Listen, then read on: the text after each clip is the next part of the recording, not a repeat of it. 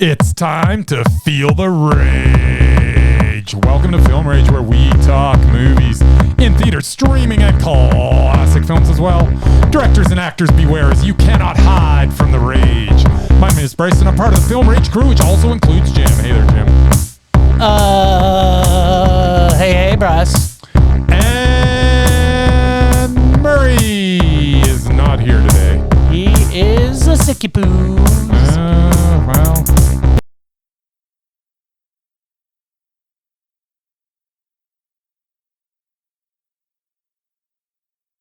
To myself when I think of you. No, that's not it. That's totally not it.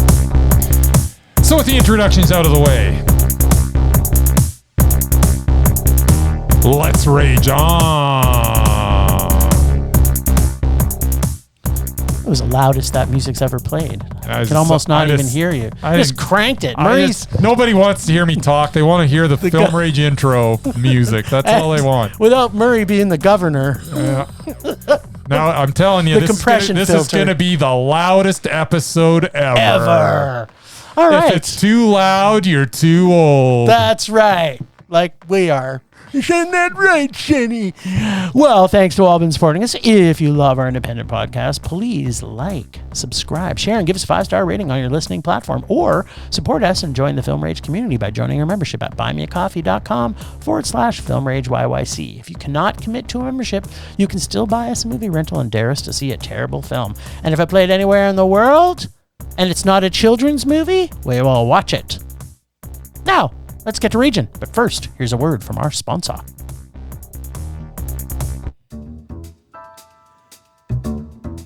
Hey Bryce, what are you doing tonight?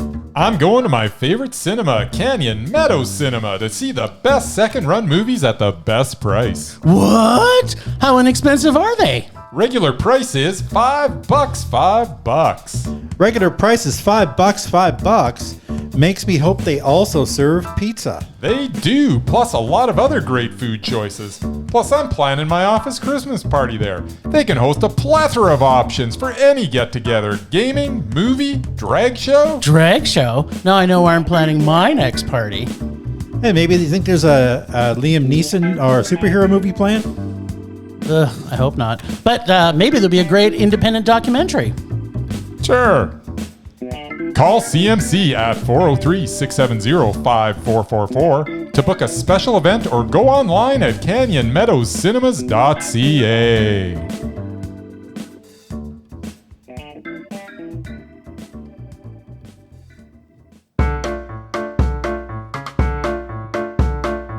What amazing Murman predict? What amazing Murman predict? Will he predict a man or will he predict a mundo? What amazing Murman predict for this week's films we saw? What amazing Murman predict? What amazing Murman predict? Would he have known which films are going to make us rage? So Merman's not here and we're still going to get some predictions? Yes! The Merman texted me those predictions. Toot sweet.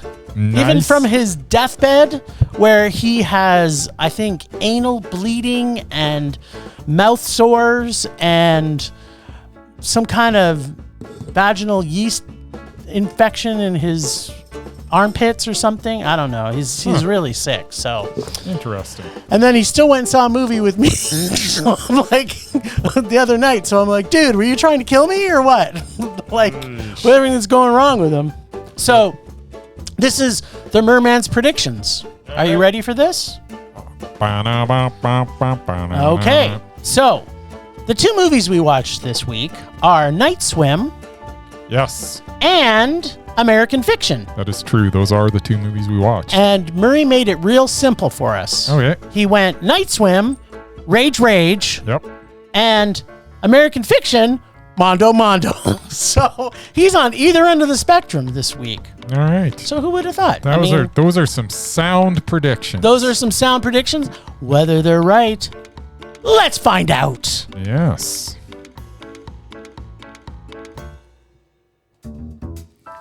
Oh no. There was no Matt. You didn't predict any Matt this week. Oh, whatever. We're either going to love it or hate it. This is a love it or hate it week. Mondo Ray! There rage. go. I'm kind of surprised that we didn't get a third movie we could watch this week. Because then maybe Murray would have guessed one of each. Oh, that would have been nice. Wouldn't it? The trifecta. Trifecta. We don't get very many trifectas, and we've had a lot of 3-movie weeks, so yeah. Well, see if we get the bisexual ratings this week, maybe. The what? Isn't it? Oh, it's BIPOC? Bi what? What is it? It's bi something. Yes. It's just bi. So bi. So bi. So we got to see American Fiction Yes. in cinemas. Yeah, directed by Cord Jefferson, starring Geoffrey Wright. Man, Geoffrey Wright's good. Basically, it's about a novelist. What? What's going on? I know you want the music to be loud, but I can't hear anything you're saying. That's all right. If it's too loud, you're too old. I am too old. I want to hear your sweet, dulcet tones. Now that there's not the sound of diarrhea coming out of your ass, I can hear your voice now. Yeah, we could go into that if you want to, but yeah, no, I've had a rough couple of weeks with my bum hole. Yep, and not in a good way. No, it's just the wrong The wrong kind of bad for your bunghole. Yeah, the wrong consistency, let's say, has been coming out of it. Yeah.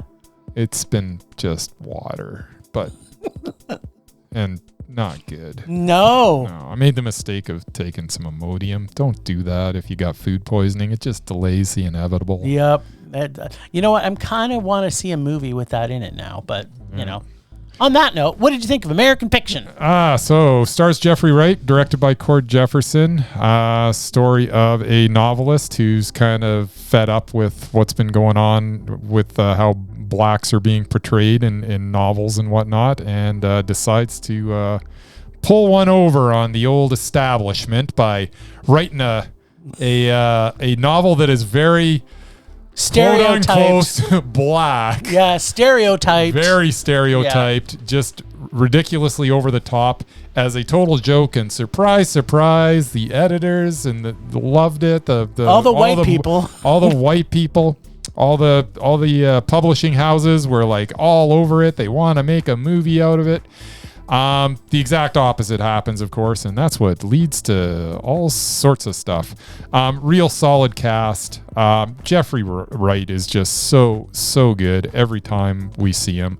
This time he's Thelonious Monk Ellison, and the guy I've never seen him in a role where I've said that's not the person that should be playing that, and this is once again he's just so solid in this.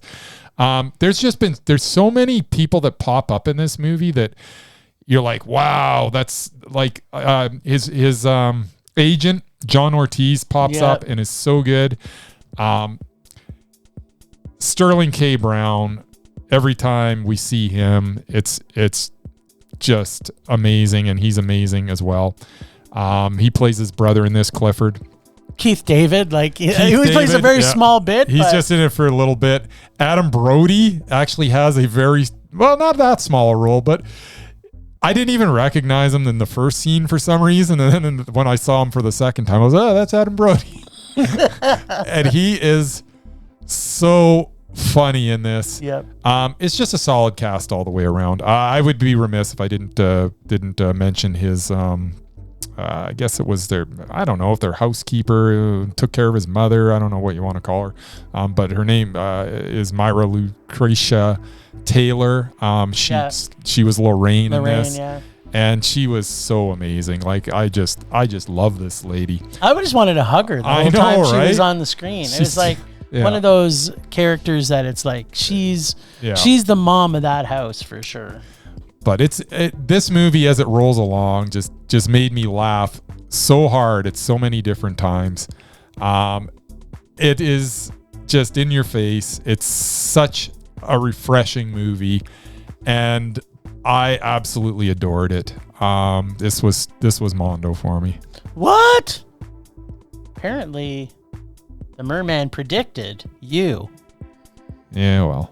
Well, let's find out what I thought of this. Fuck, this book is fantastic. Yes. I mean, movie was fantastic.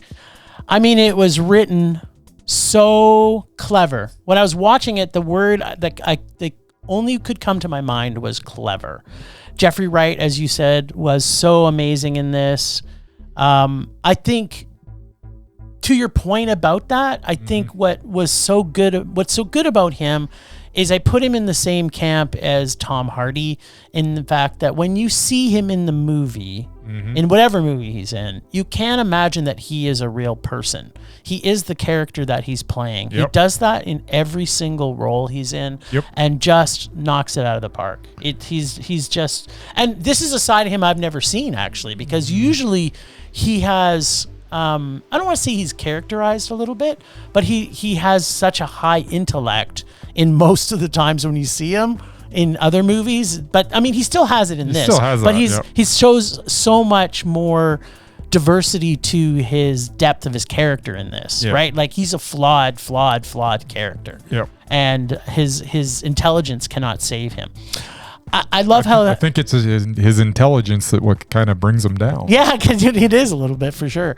I love how they have these little moments of truth throughout the film that's tossed in to show the human side of each of the characters. The first one that made me laugh, like uncontrollably laugh, was Geoffrey Wright's character is asked to take a break from teaching because apparently he is offending white allies to black causes. Because of the N-word in particular. His one line he goes is, he's like, I'm over it, you should probably too. It's just like, okay, how do you respond to that? And there's a time so he's out to catch a cab and he's on the phone talking to somebody, and he's like explaining the fact that he's, asked to take a break, and he's like I don't even see race. And then a cab, like, he's hailing a cab as he's doing that. The cab drives right past him and picks up this white dude across the street. And I'm just laughing my ass off. I'm just so well written. I know, and there's so many moments like that throughout the movie that it's anger filling if you let it. Like, I imagine, I'm actually curious to get some feedback, some of our black listeners, because I'd love to know what they think of this movie, because for me it was like, well, even when he's in the audience there and he's standing, and then the white woman like stands up right in front of him and blocks him out. I know, blocks him out, and she's clapping like a crazy person, and he's just like, rolling his eyes.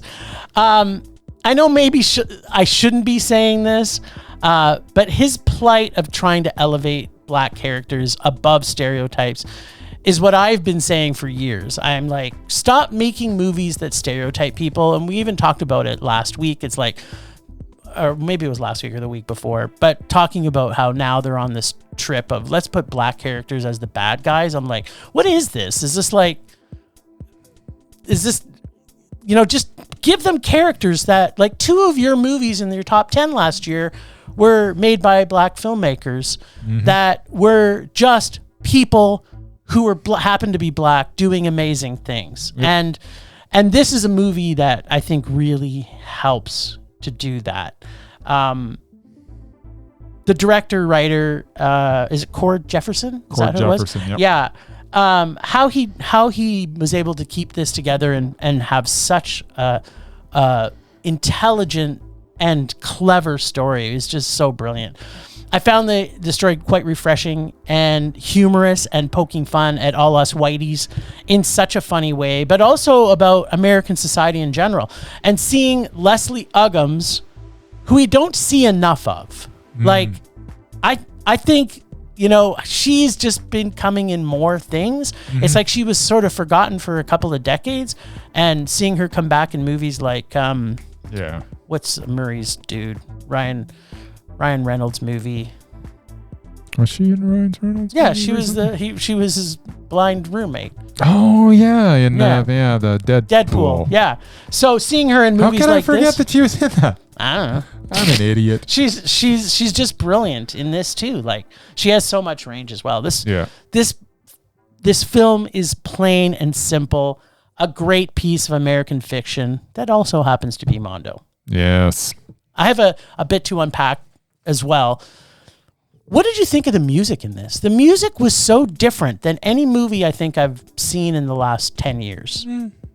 I don't even know how to describe it because it was very eclectic. Yeah. But at the same time, the undertone of the soundtrack was kind of like, not Baroque, kind of like an orchestral, but like jazz orchestral or something like that. I can't even describe it.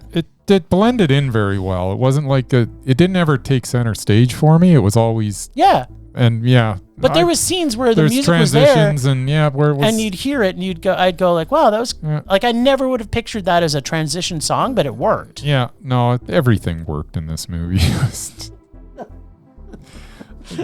They didn't make a misstep. Yeah. The thing that also made me laugh the most was kind of the closing scene where he's like, who's going to play me in the movie? And he's like, oh, probably Tyler Perry. And then they both start laughing. And I'm like, are they both laughing for the same reason that you and I would laugh at that? They are, I think. I hope so, because that was made me laugh like uncontrollably as I left the theater. I couldn't stop. Yes. Yeah, no, this was an excellent movie. If you got a chance to see American Fiction, it's 2 hours well spent. Yeah, absolutely. I wish it was probably another 3 hours, but it is what it is. I tell you, hanging out with those characters is awesome. Yeah. Loved him, loved the brother, loved the mother. And some of them are not 100% likable. Like, he's not 100% likable. They all have their flaws. Oh, yeah. And that's what's so nice about this movie is that they all have their flaws, but at the heart, they're all good people. Yeah, they are. They all mean well. It was like one of the lines that says to Wright's girlfriend the one time is that something about, getting to know this family. Oh, he said something along the lines of is that, they'll break you or something like that. Yeah. Which is kind of like, by the time he gets to the end, he's like, yeah, okay, I can see that. Yes, this family's going to destroy you. At first you're like, he's just an ass. Yeah. But then it's like, okay, I get it. Apparently it's true. Yes. Well, so far. Yet I love them all. Yeah, me too. So Murray's batting 1,000 already. Yeah. Can you bat 1,000 with 2 hits? Is that a thing? Yeah, 2 hits equals 1,000. Okay. Mondo.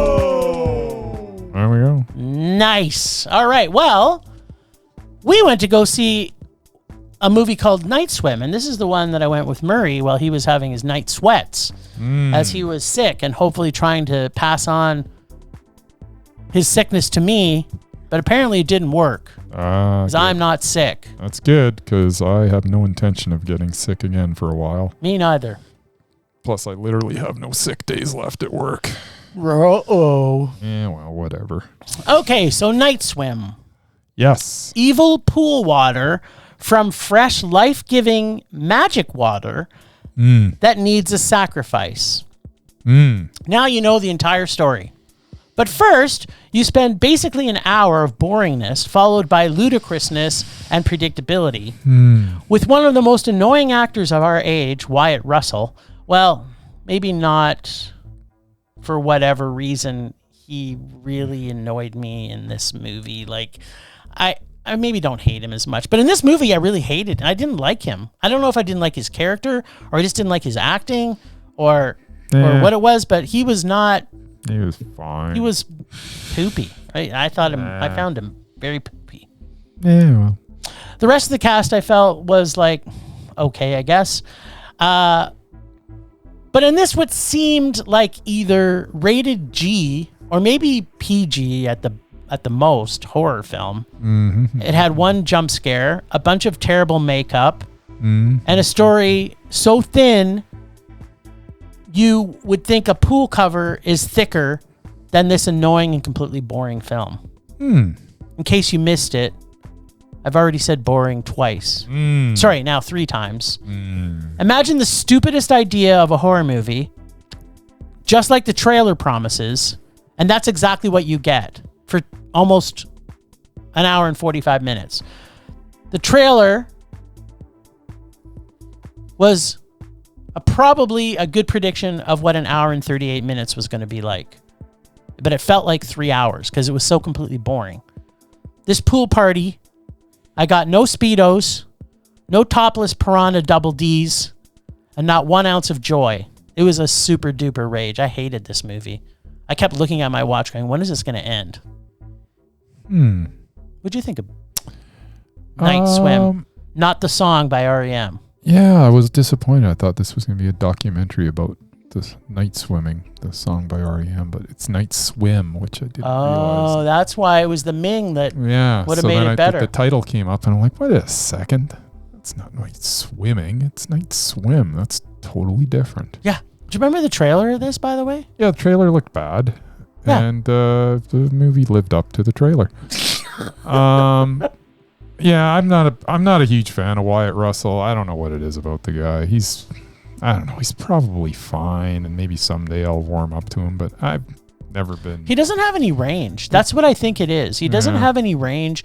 He has this one note character that, you've heard me say it. He's at best a root vegetable, but you could replace him with anybody. Like, there's nothing you would say, like, in contrast to Geoffrey Wright, he's pulling this movie along with the most boring character and the most boring story. Yeah.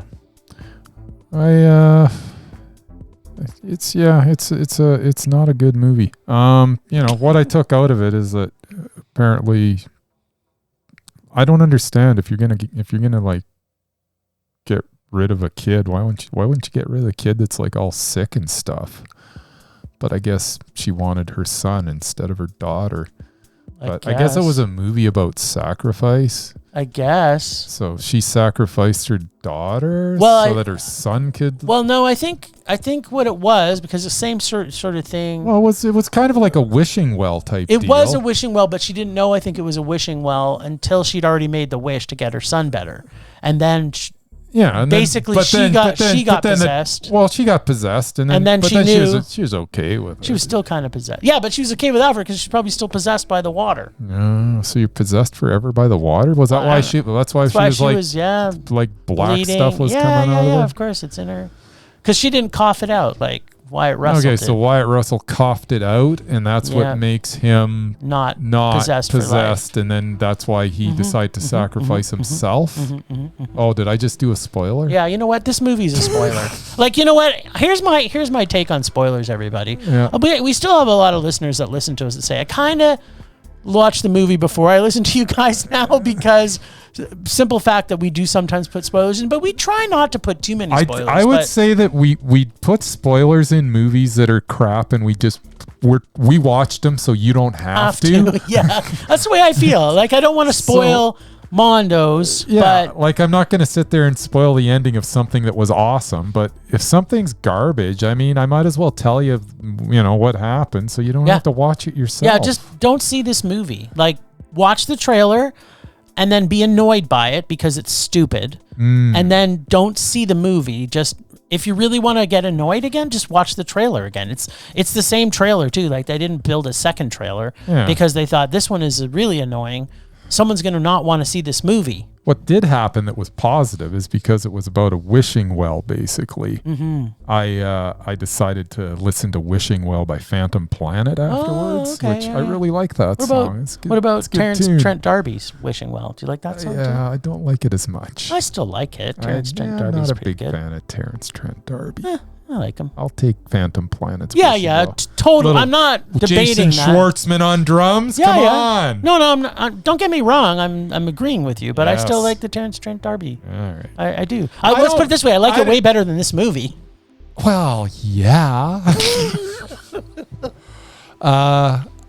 Anyways, was there anything else you want to say about this? Long story short. What was this called again? Night Swim without the Ming. Night Swim was a rage. Oh, bada bing, bada boom. And congratulations, Merman. Rage! Yeah, here's the thing with these. Did you not find this was like rated G? Like, I feel like that you could have 5-year-olds watch this, and there's nothing scary about. Like, we've complained about PG-13 or 14A or whatever. This was at most PG. Yeah. Like, it actually, I'm gonna say that the concept was kind of cool with the whole wishing well aspect and how they could get made in swimming pool and blah blah blah. And It's not the worst concept ever. Really? No, it's. I've never seen anything quite like it. I don't know. It felt like Amityville Horror meets Poltergeist or something. It was It was an original concept. It was it? It was poorly executed. It's a pool. I know, but it wasn't just a pool. Yeah, it was an evil pool. Yeah. Anyways, it was bad. Inanimate objects that are evil. I don't know. I'm trying to. I'm trying does to put a anybody even positive die in this? spin on Well, things. sort of, but. Yeah. Oh, well, I don't know that they're dead though. I'm confused by that. They might not be. Because it seemed like he at some point they could have like pulled someone out, but didn't. I don't even know what was going on. Yeah, it was pretty confusing. Yeah. So are they like? And then it was called Night Swim, but then the monster would sometimes come during the day. And then would possess him in the game of whatever it's called, where you got the person on your Marco shoulders. Polo. Oh no, the wrestling I don't know thing in the water, chicken water or something, fight? water chicken. Yeah, something like that. So that was during the day. Yeah, so it shouldn't have been called Night Swim. It should have been called Evil Pool. Evil stupid fucking pool. Evil stupid bleepity blankin' pool. Yeah, that's that's my new nickname for it. Yes. Right. Or what's you're in trouble with this pool. Like as in because people pee in the pool all the time. You know. Someone just peed too much in the pool and it became evil. That would have been a way better plot. The pool is a 99% pee-pee. That's right. It's 99%. Except for in this case, it was more like 99% poo-poo. Yes. Yeah, this is poop. It was not good. All right. It's unanimous. All right, I don't even know where we're going from here. I guess we're going right into our rages. Is there no Murman Minute? We can... oh, wait. Murman actually did give us a rating for this. Let's save it for the Murman Minute. Oh, okay, well. Because we want to hear the music. Yeah, okay. So let's do a little Murman Minute then. Crank it up.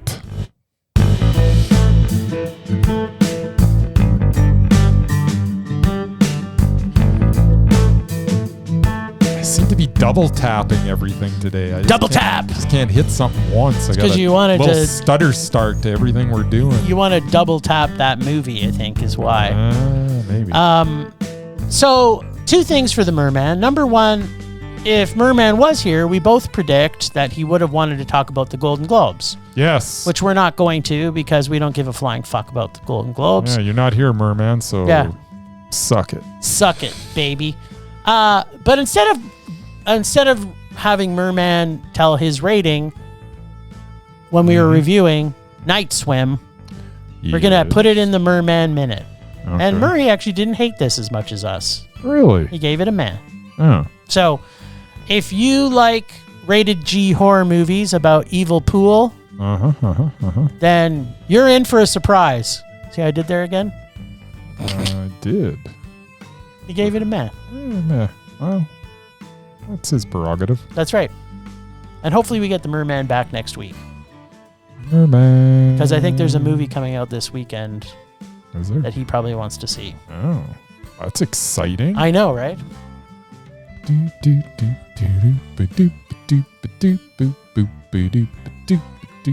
really dig this music. Yeah, man. I feel like Banshees of Inisherin or something going on right now. Yeah. Or we should get Enya in here and sing a few tunes. Yeah. For those of you who are missing your Merman, you can always send us something on social media to wish the Merman well wishes. That would be nice. Temperature rising. Vision blurring. Rage taking over.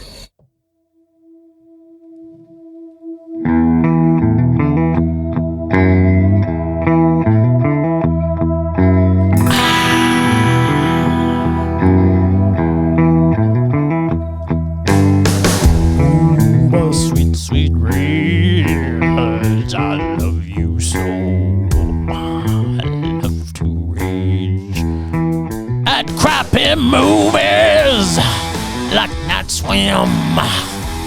Rated G horror movie. I don't even know what that is. I mean, we've raged about PG-13 and adult 14A movies, but this is the first rated G horror movie I think I've ever seen. By the way, this wasn't rated G. It was totally rated G. I think the first 20 minutes of Bambi was scarier than this. The first 10 minutes of... The official rating of this is PG-13, Jim. PG-13. Not just PG. First off... PG-13. First off... That's more... No. That's more PG than PG-13. If this is PG-13... PG-13 is more PG than regular PG. I don't know. This... Poltergeist, which was rated PG, I think originally, was scarier than this movie. Yes. And like I said, Up, the first 20 minutes of Up, I was scared. Because his wife died. There's another spoiler for you. That's not a spoiler. It happens at the beginning. That's right. Very beginning. You blink and she's dead. That's right. Which is very sad because I was very invested in her by the time she went away. And I was like, what are you doing to me? Did you? I'm blubbering like an idiot. So you did cry. Good. I don't know. I still cry when I watch that movie every time. Yeah, whatever. Sorry, I just wanted to not talk about Night Swim again. Because it's literally like a rated G film. Anybody that does see it, I'd love to know your take on it. Watch it with a 4-year-old and tell me if they got scared. I might even watch it with my grandson. I think he's like not even 2 yet. He's probably not going to be scared at all. There you go. It's a good idea. Yeah, I'm just throwing all my hate towards Night Swim. I don't like that horror movie, and I don't want them to make a Night Swim 2. So don't go watch it. All right.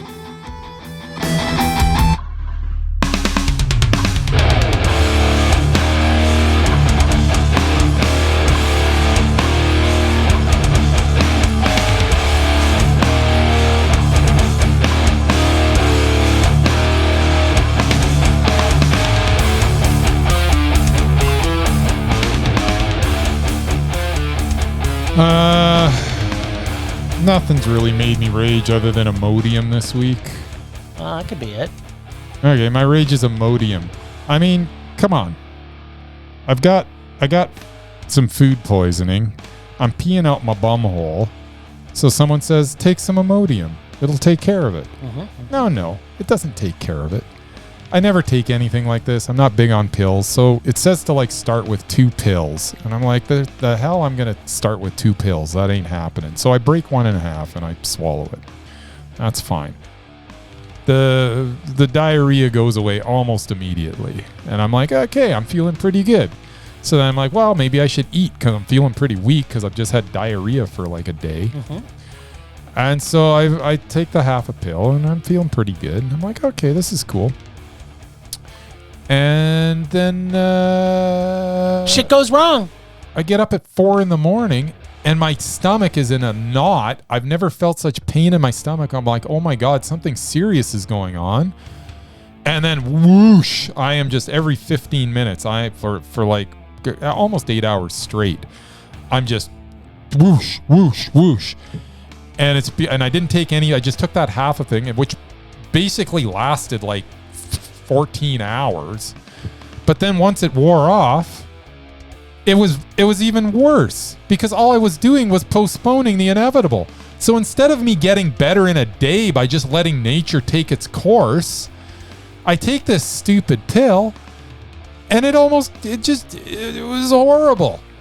So then I got to live through it all over again because now I've put more food in my body because it had me fooled into thinking I was better when I wasn't. My body was trying to expel something out of me. Poison. And Imodium just kept it in there. So it's like a giant butt plug. So then I end up taking like an additional sick day. That you didn't get paid for. I didn't even get paid for because I got no sick days left. Aww, I feel sorry for you. So yeah, screw you, Imodium. I'm never taking you again. That's crap. You say that now, but if it's not food poisoning, you'll be super thankful for it. Yeah, I guess so. But I mean, and I knew this was food poisoning, but I don't know anything about these diarrhea pills. I've never taken anything in my life for diarrhea. That's true. You don't. I just let her rip. That's right. But someone said, you should take some Imodium. You'd be better. So I'm like, oh yeah, I'll take some Imodium. So I went. So I go and spend like $20 on 12 pills or Could something have just asked me. stupid. I literally carry Imodium with me everywhere. Well, I didn't know that. So, I'm like a dealer. I got some in my pocket right now. so I'm like, I take this. And as I say, if I would have taken 2 of them, what the hell would have happened? I'd be. You would have exploded. I would have. My gut would have been. I mean, I don't think my gut could have handled it. Oh, no. Taking a half of it, and I was. Because it said, you need to hydrate because it's. Yeah. I was like drinking water like Yeah. you wouldn't believe. Like I must have downed 6 liters of water, and I never peed. I'm like, where the hell is this water going? Actually, you know what it would have been like? It would have been like the movie Night Swim, Yeah. where that stuff came out her nose. Ah, That's exactly what it would have looked like. there you go. Which kind of just helps us to wrap up this whole session with, Night Swim affects us all. Okay, let's do that. Rage subsiding. Pulse slowing. Anger fading. Whoa! I haven't heard this music forever. I don't even know what it is. What is this music? This is The Lists. What? Yeah, I haven't heard this for so long. It's crazy. It's That is crazy. crazy. It's the super duper crazy. So, if you go to our website, filmrageyyc.com, you will find a bunch of pages. One of them is called The Lists. And on it, we have 5 lists, which are Mesmerized, Repulsive, Doubted, Undoubted, and Once Mesmerizing, but no longer. And who removed them. So, yeah. We saw a bunch of movies in the last little while. I've got a couple things I want to throw out there. So one in particular, because I believe it's now the 8th movie, and I know we probably talked about him sometime in the last 4 years. Movie. Yeah, so I've said he should have been on deck for like ever. Like I can't get enough of this guy. yeah, Everything he puts out is genius. Now, having said that, I don't think either of us have seen his first 2 movies. But so I guess we who should, is that we're talking about? We should tell people who we're talking about. That would be Yorgos Lanthimos. Yes, and so just so people know, his filmography as a director. His last movie was Poor Things, Which was Mondo. from both of us. Prior to that, it was The Favorite, which was Mondo. Killing of a Sacred Deer, which is Mondo. Super Mondo. The Lobster, also Super Mondo. Alps, Mondo. which is yeah, that one doesn't count. Future Venice 70 Future Reloaded. It's on there, but it's not real. No. Dogtooth, which is also Super Mondo. Super duper. That's actually the Mondo. first movie I've seen of his at the film festival, and it's so brilliant. Yeah. And then the 2 that I don't think we've seen I haven't is seen either of Canetta them. Yeah, Canetta. and My Best Friend.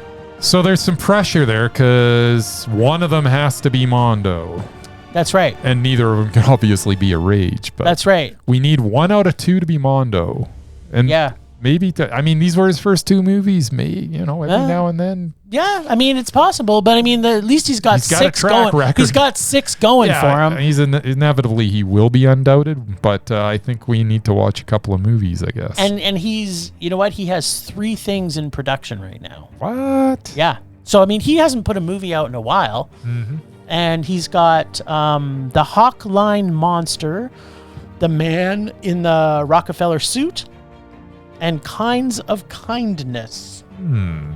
So Interesting. even if he doesn't make it from the first 2, then Yeah, I can't imagine us keeping him off this list for too long. But yeah, I'm interested to see. yeah. So we are gonna watch. It won't be this week, but maybe one of them. Who knows? We'll see. We'll give you updates. But Yep. yeah, he's definitely on deck, and I'll be shocked if one of those isn't Mondo. Yeah, I would be too. I mean, they don't have high ratings on IMDb, but that's not that doesn't mean anything to us. Yeah. Normally. Okay, so They also don't have low ratings on IMDb, do they? yeah, they have low ratings on IMDb. They're over 5, aren't they? No, they start at 1 or 0. Actually, there's No, his first 2 movies. Oh no, it was. They were both over 5. No, there was one I think that was 3. No. Hold on. You are not right. Okay, I'm probably wrong. You know what? Oh, you want me to know now? Yeah, well, All right, so nice. Canetta was 4.7. Okay, well, that's 5. And 5.2 for My Best Friend, but his short I know it's not a feature. No, what the hell is? But What are we his short talking about? got a 3.7. I don't care about his short. Okay, well maybe you do because maybe it's bad, and it's a good thing it wasn't a feature. So, okay, we're going to be seeing 2 of his movies, and we'll let you all know whether or not he is now officially undoubted, hopefully as soon as possible. Yeah, I'm hoping it's the second one at least is meh, because then his he makes one more Mondo and he's on. Yeah. But maybe they'll both be Mondo. We don't know. Yeah, we don't know nothing. I don't even know if we can find these. Quit trying to predict. predict. We'll do our best. We'll try hard. Okay, what else you got? So the other thing I got, which after seeing Poor Things and in my thought process of her, because she's actually still undoubted, and that's Emma. Yeah, it's every time you say that Emma Stone's undoubted, I'm like, really? Yeah, I'm like, okay. She still then is. you look at her movie and you're like, okay, yeah. She's undoubted. Yeah. A, she's undoubted, and B, I'm putting her up for Mesmerizing. Wow. Mesmerizing. Yes. So she may be one of our only double duty disco cuties. Mesmerizing. Well, she definitely was mesmerizing as Bella Baxter. Yep. I'm just trying to think. She was pretty mesmerizing in Cruella. Yeah, she was. Yep. In Zombieland, I think she took everybody out. Yeah, I'd agree. Yep. The Favorite? Do you think Olivia Colman was better? We might have to rewatch it. Wouldn't that be terrible? I think I might have to watch that before making that judgment. I don't think she was more mesmerizing than Olivia Colman. Well, if she does, you know what? If we put her on today, maybe that's what we have to watch for next week. Because it's Olivia Colman versus... Put her on and then do a Mesmerized Off immediately? Yeah, that's what I'm thinking. Yeah, okay. Well, I wouldn't mind watching The Favorite again. Yeah, neither would I. Okay, done. She's done. mesmerizing. She's mesmerizing at least for 1 week. Why don't we watch The Favorite? How about Mesmerized Off? Olivia Colman versus Emma Stone. What do you think? I think that's a great idea. All right, let's do it. Okay, she is officially undoubted until further notice. All right. All right. I love it. No, mesmerizing. Yeah, she's undoubted too. Yeah. Well, she's still... Yeah, she's got no chance of being off the undoubted list at this point. I know. You're confusing me. It's the worst. I don't even know what we're talking about anymore. You know what? We're talking about Emma Stone.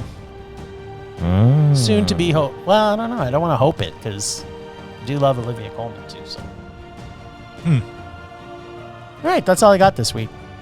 You got anything? I know you wanted to get a repulsive off, but I don't think you were successful. No, I was trying my best. Yeah. I was hoping that somebody starred in a movie with Hayden Christensen, but apparently nobody else that's repulsive. Jordana Brewster did, and I don't know why she's not on the list, but yeah. But apparently, probably Murray. I'm Murray. sure I brought her forward. But yeah, Murray. Oh, who else did we see? Murray tends to kibosh a lot of my repulsive. Yeah, well, because Murray doesn't find anybody repulsive. Yeah, I know. Well, he does. There's a few people in particular. One is your favorite actor. Yeah, so. Which makes no sense. Well, I'm more on Team Murray on that one than on Team Bryce. No, you're not. But whatever. You can say what you want to say, but it's not true. It's so true. All right. Well, moving on. Moving on, baby. Moving on from town to town.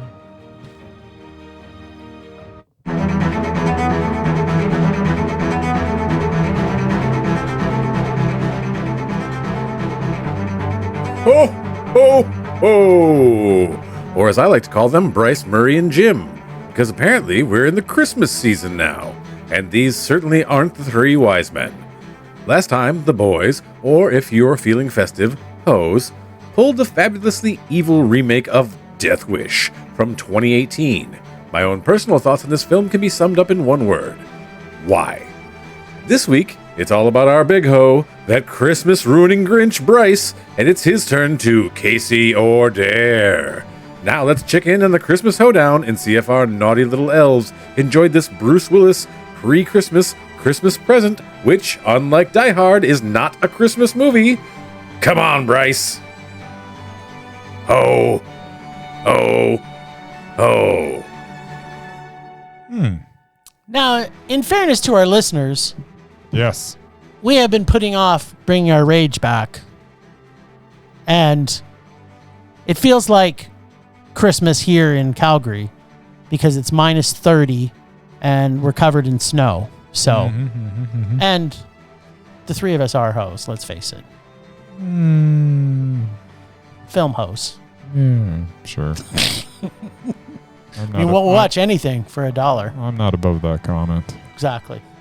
All right, so what did you think of Mission Impossible? Oh, sorry, no. Mission Kandahar. No, what was this one? This was Death Wish? This was Death Wish. 5? which- yeah, he definitely. Hey, what's going on here? It's me. Where'd that audio come from? I don't know. It was me. So,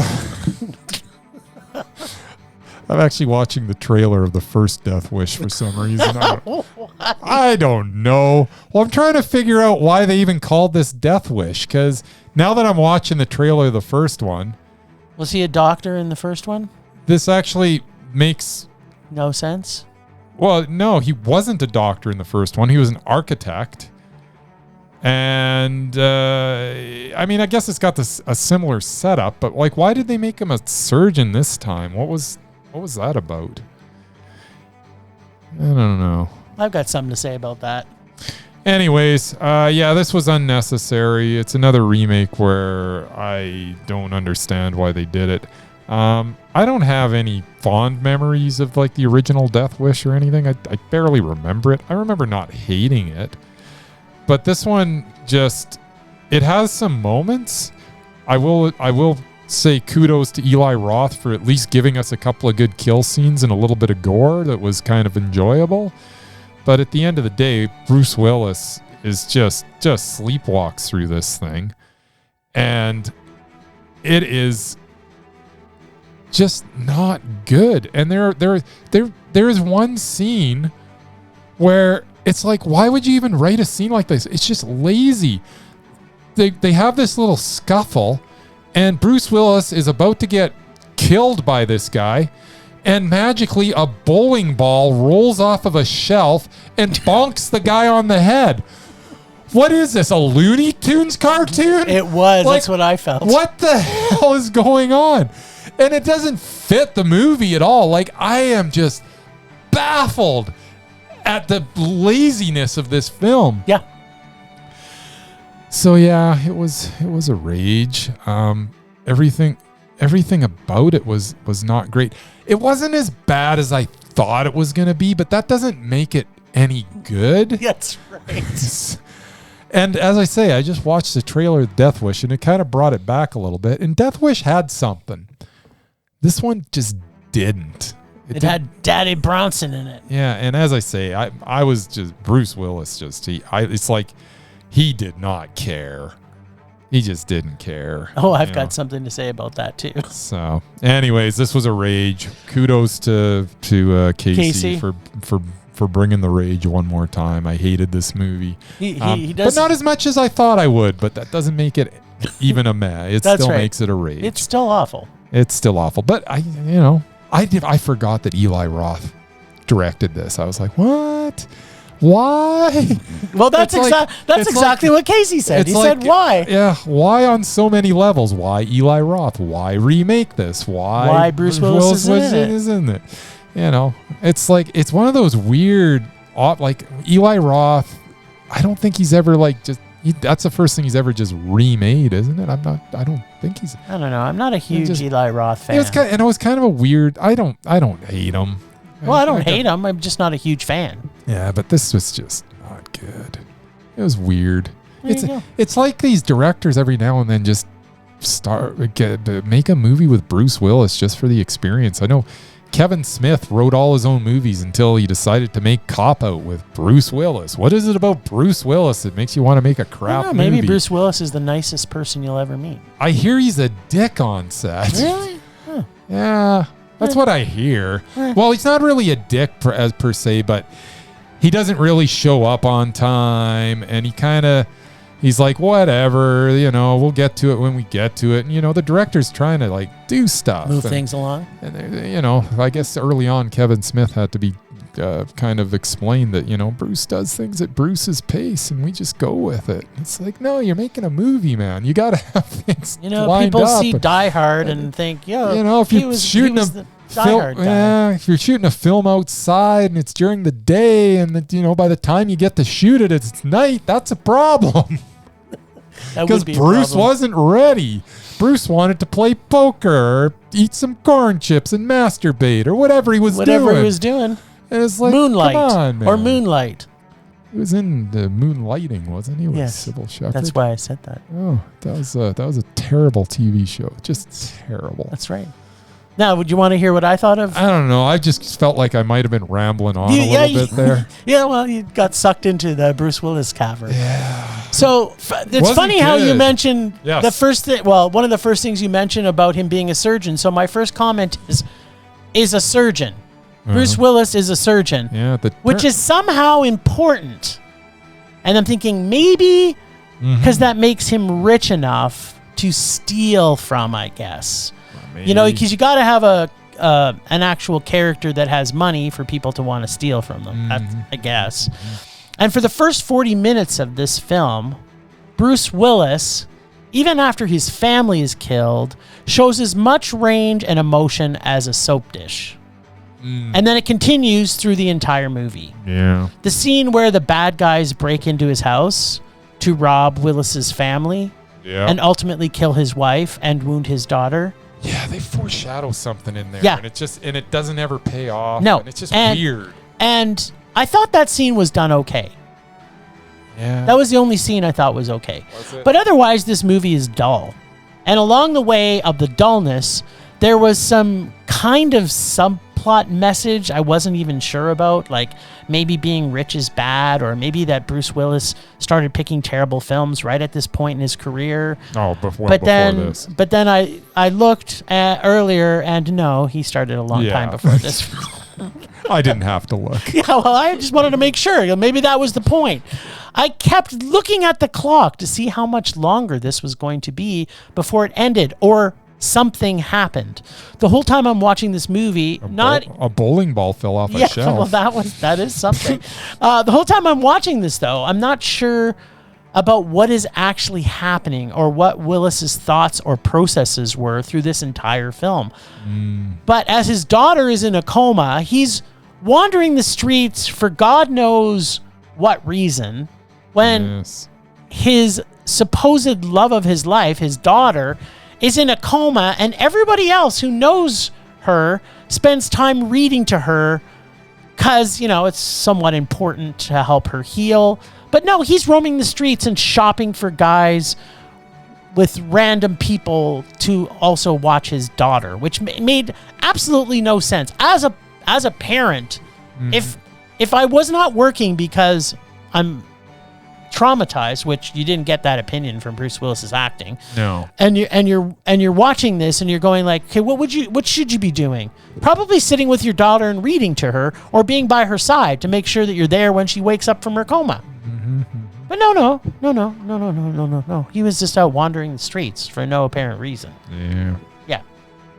This film goes from boring to murder hungry with no real development for Willis's character. He was boring. The movie was boring. The story made no sense and was also boring. And at what point was he going to spend any time with his daughter in the coma? Did I mention his daughter was in a coma? You did. Yeah. That pissed me off the whole time. All right.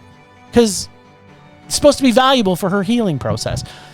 But it was a good thing he'd rather roam the streets, and with a month or so can take out gangs and bad guys with surgical accuracy. Yes. So that's the reason why he was a surgeon. He watched some YouTube videos too. Yeah, that's right. He watched some YouTube videos, and he was a surgeon because he could, with precision, like a surgeon, make this movie so awful that it was a rage. Oh, well, there you That's go. why his surgeons are precise, and he was precisely making me rage. So, that's the reason he was a surgeon. So when they had the whole scene where they broke in and they killed the mom and whatever, And she takes off the mask, and they make this big deal about her seeing his face. Yeah. Like a huge deal out of it. Yeah. And then when she sees him in the elevator. And then she's in a coma, and apparently, like, with no police protection, with nobody around her except for her friend comes and reads to her every now and then, I guess. Yeah. But her father's never there. No. So she's just laying there. This is the person that can identify you. You're obviously a killer. Yeah. Why aren't you going and killing her? He even goes to the hospital. Doesn't even bother. Like, this makes no sense. Why did you? That's another bit of foreshadowing that just doesn't pay off in any way. Like, it made no sense. I'm waiting the whole movie for them to go after the daughter because the daughter can ID them all. I was waiting for Michael Myers in the hospital. I thought Evil died tonight. That's what I thought. Nothing made sense. Like, I don't understand. Like, I don't know why that particular thing bugged me more than anything, but the whole time I'm thinking, okay, she's going to come out of the coma at some point, so she can identify you. Go take care of her. You know what it is? Eli Roth and his red herrings. You know how he likes to throw red herrings in there?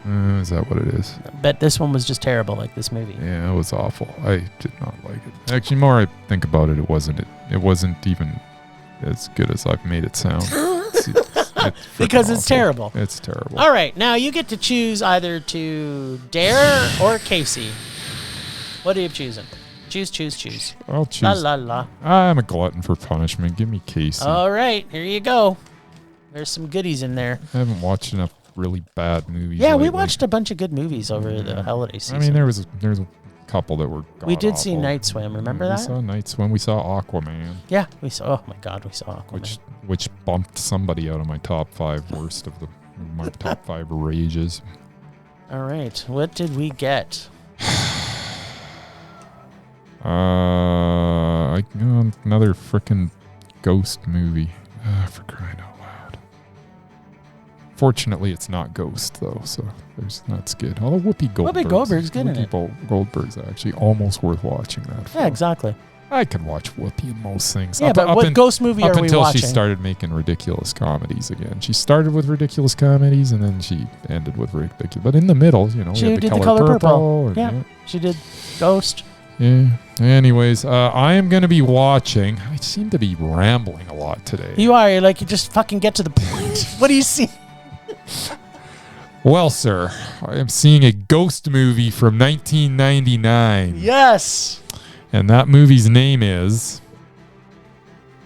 Ghost Story. No, not Ghost Story. Hunters. No. Is it got the word ghost in it? No, it does not. But it is a very basic name for something that's a ghost story. All right. What is it? It is The Yes.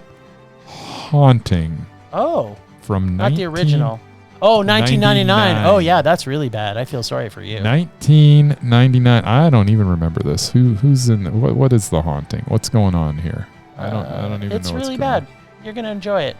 The Haunting. Oh, Liam Neeson and Catherine Zeta-Jones are in it. Anytime I see the name Catherine Zeta-Jones, that almost tells the story all by its lonesome. Oh, and Jan de Bont directed it. All nice. right.